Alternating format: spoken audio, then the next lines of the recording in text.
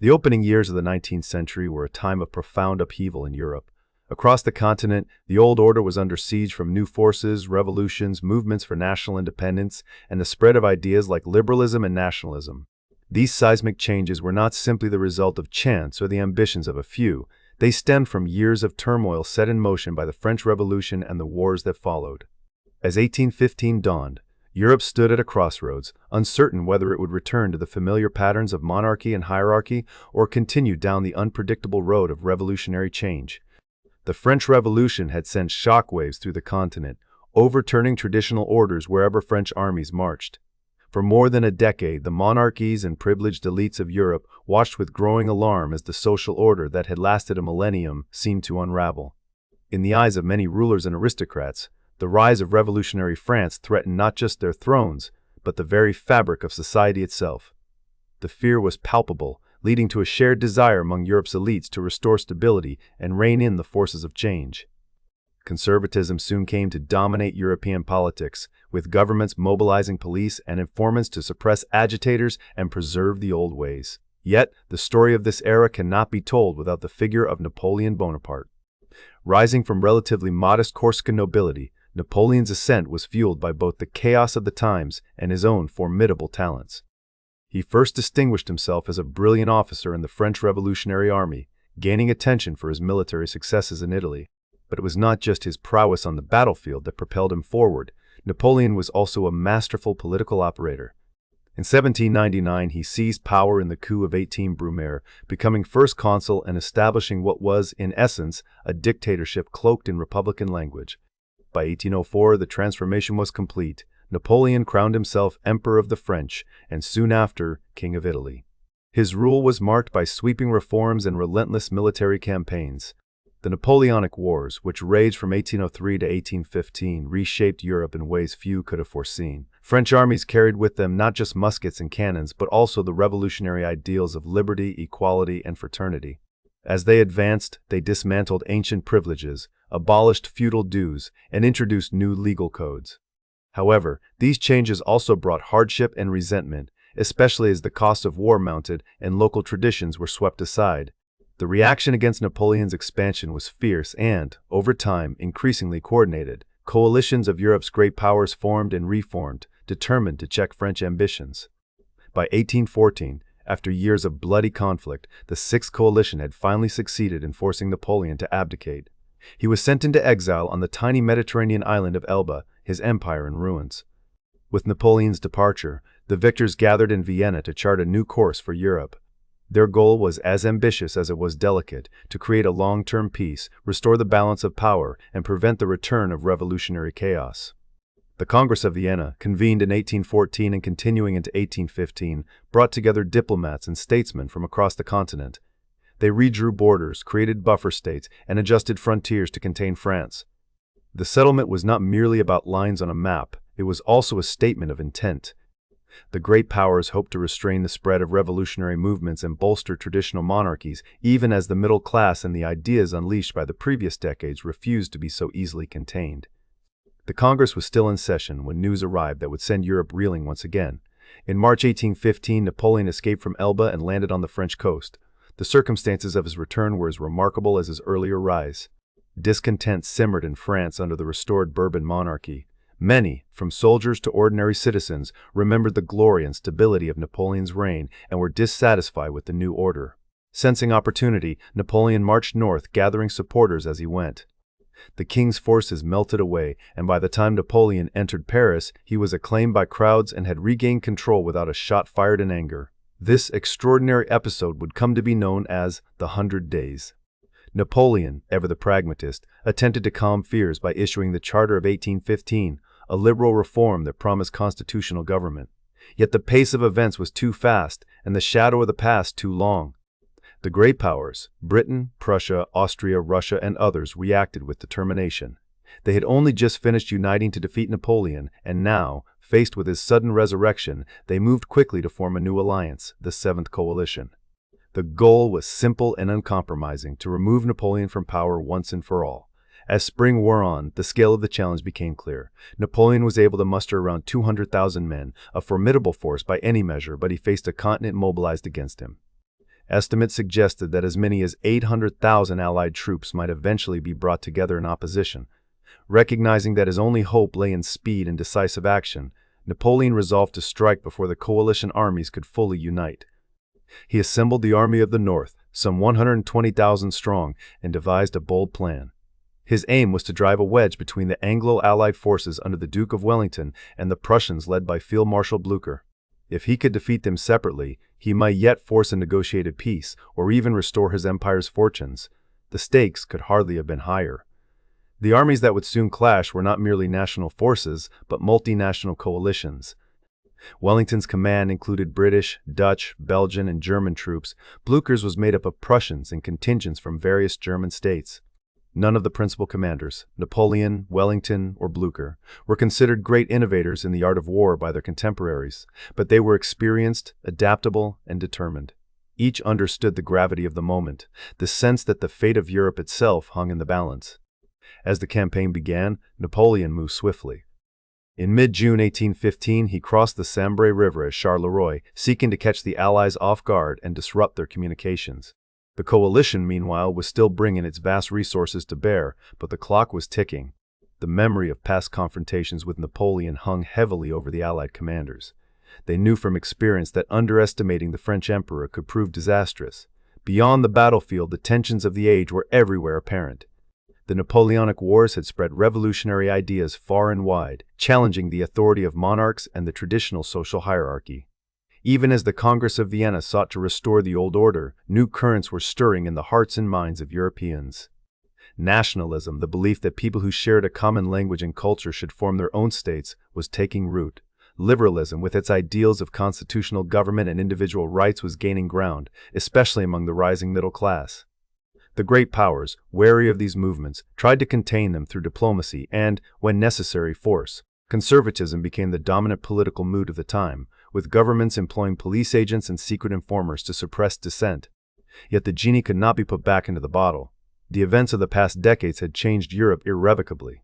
The Battle of Waterloo, then, was not just a military engagement, it was the culmination of years of political and social transformation. On one side stood Napoleon, the embodiment of the revolutionary era's ambitions and contradictions. On the other stood the coalition, representing a continent's determination to restore order and prevent the return of revolutionary upheaval. The outcome would shape not only the fate of France, but also the future of Europe itself. On the eve of the great battle, the tension was almost unbearable. Napoleon's position was precarious, his enemies closing in from all sides. The Seventh Coalition, united by fear and necessity, prepared to deliver the final blow. For the soldiers on both sides, the coming conflict would be a test not only of arms, but of ideals and destinies forged in the crucible of revolution and war. Even as the armies maneuvered for advantage, the broader struggles of the 19th century were already taking shape. Conservatives, liberals, and nationalists would continue to vie for supremacy in the years to come. The settlement crafted at Vienna would prove remarkably durable, yet beneath the surface, the forces unleashed by the Napoleonic era would simmer and, in time, break out again. The Battle of Waterloo was both an end and a beginning, a decisive moment that would echo throughout the century. As dawn broke on June 18, 1815, the fields near the small Belgian village of Waterloo became the stage for a drama that would decide the fate of an emperor and the future of a continent. The armies arrayed there were the product of decades of conflict and change, their leaders shaped by the world the French Revolution had made. The outcome was uncertain, but one thing was clear: Europe stood on the brink, poised between the old world and the new, and whatever happened next would resonate far beyond the smoke and thunder of battle. The morning of June 18, 1815, dawned with a damp chill over the rolling fields south of Waterloo, the ground sodden from heavy rains the night before. Across these muddy ridges and scattered farmhouses, the fate of Europe would be decided by two immense armies. On one side stood Napoleon's Army of the North, numbering between 72 and 73,000 men, veterans of his previous campaigns, many of whom had rallied to his banner during his improbable return from exile. Opposing him were the combined forces of the Seventh Coalition, a patchwork host of British, Dutch, Belgian, and German soldiers under the command of the Duke of Wellington, and, crucially, Prussian troops led by Field Marshal Blücher, whose whereabouts and arrival would play a pivotal role as the day wore on. In total, the Allied armies fielded between 118 and 120,000 men. The disparity in numbers was just one of many challenges facing Napoleon that day. The armies faced each other across a shallow valley.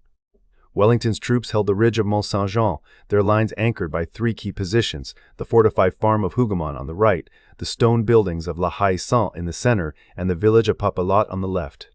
These strongpoints would become scenes of desperate fighting. The French, meanwhile, deployed their battalions in the low ground, their blue-coated columns bristling with bayonets and artillery. As the morning mist lifted, Napoleon surveyed the field, gauging distances and the disposition of enemy forces. Though renowned for his energy and tactical ingenuity, he was not at his best that day. Accounts suggest he was suffering from pain and fatigue, though the precise extent and impact remain a matter of historical debate. Nevertheless, his intentions were clear: to smash Wellington's army before Blücher's Prussians could intervene decisively. The plan, as always, was to disrupt, divide, and conquer before the Allies could unite their strength. The first act of the battle began with a diversionary assault on Hougoumont, the sturdy chateau and outlying buildings on Wellington's right flank. French troops advanced in waves, intent on capturing this outpost and rolling up the Allied line from the west. The fighting quickly descended into chaos. British guards and German contingents, defending from behind walls and stout doors, repelled attack after attack. Flames soon licked the roofs as the buildings caught fire, filling the air with smoke and confusion. Throughout the day, Hougoumont became a magnet for French attacks, drawing in thousands of men and absorbing precious resources. Despite repeated assaults, it did not fall. Wellington later called its defense the decisive episode of the battle, for it held the right and tied down a disproportionate share of Napoleon's men.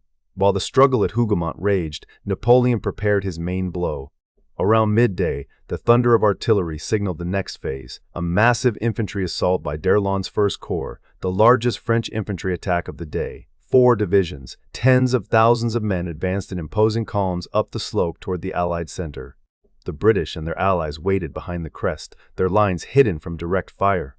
As the French crested the rise, they were met by a hail of musketry, delivered with disciplined precision. The red-coated infantry rose from the ground like a living wall, firing volley after volley. At this critical moment, British heavy cavalry surged forward. The Scots Greys and the Household Brigade thundered into the French columns, sabers flashing, scattering infantry and capturing several eagles and standards. The French, caught off guard, reeled back in confusion. Yet this charge, dramatic as it was, soon lost momentum. The British cavalry, carried away by their success, plunged too deep into enemy lines and found themselves isolated. French lancers counterattacked, inflicting heavy losses and sending the survivors galloping back toward their own lines. The attack by d'Erlon's corps had been repulsed, but the cost was high on both sides, and the field was now strewn with dead and wounded. Napoleon's attention was divided. To the east, he received word that Prussian forces under Blücher were approaching. Earlier in the campaign, at Ligny, the French had defeated the Prussians and driven them from the field, but they had not been destroyed. Instead, Blücher's men had regrouped and begun marching to support Wellington.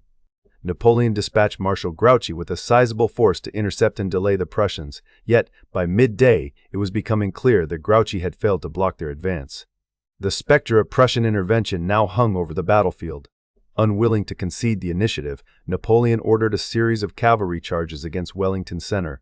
Marshal Ney, known for his courage and impetuosity, led wave after wave of cuirassiers and lancers up the muddy slopes. The ground shook with the pounding of thousands of hoofs. Allied infantry responded by forming squares, bristling hedgehogs of bayonets that presented no easy target for horsemen. The French cavalry swept around these squares, sabers slashing and horses screaming, but the Allied formation held. The attacks, though spectacular, yielded little. Allied gunners, protected within the squares, unleashed close-range canister shot, tearing gaping holes in the attacking horsemen. French losses mounted, and still the squares did not break. Meanwhile, the struggle for key positions continued. La Haie-Sainte, a fortified farmhouse in the center of the Allied line, became a focal point of fighting. French infantry, after repeated attempts, finally managed to seize it in the afternoon. This gave Napoleon a lodgment close to Wellington's center, but the Allies shifted troops to contain the breach, preventing a full collapse. To the east, the Prussians were drawing near.